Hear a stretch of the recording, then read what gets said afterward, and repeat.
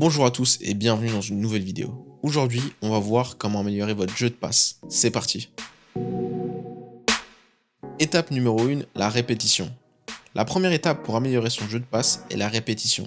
Il faut comprendre que faire et refaire le même exercice, s'entraîner jour après jour, va vous permettre de devenir meilleur, peu importe le domaine, que ce soit au niveau des passes ou des tirs, des dribbles. C'est en répétant ces mouvements de passe des milliers de fois, chaque jour, que vous deviendrez plus fort.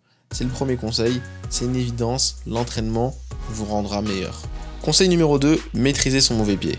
Je suis sûr que vous avez déjà eu un coéquipier capable de jouer avec ses deux pieds. C'est une compétence essentielle que tout le monde aimerait avoir. Vous deviendrez plus polyvalent et dangereux sur le terrain. Il faut d'abord bien se concentrer sur la maîtrise des passes les plus communes. Donc passes de l'intérieur du pied, les passes longues et potentiellement l'extérieur du pied. Maintenant que vous êtes conscient qu'il faut maîtriser son mauvais pied et que la répétition est la clé, il n'y a plus d'excuses, il faut partir s'entraîner.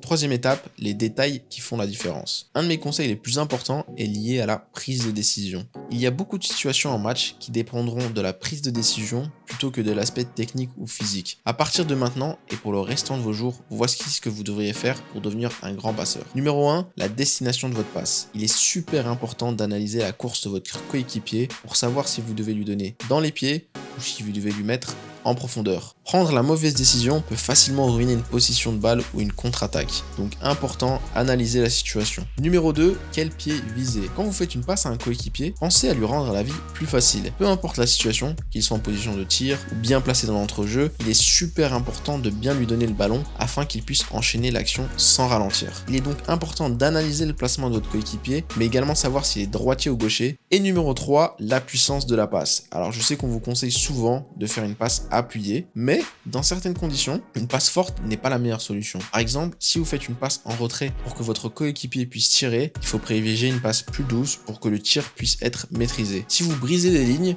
en entrejeu, une passe appuyée est plus intéressante, car plus complexe pour l'adversaire de l'intercepter. Il faut donc savoir juger la situation et trouver la meilleure combinaison. Voilà, c'est la fin de cette vidéo. J'espère que ces petits conseils vont vous permettre de devenir un meilleur passeur.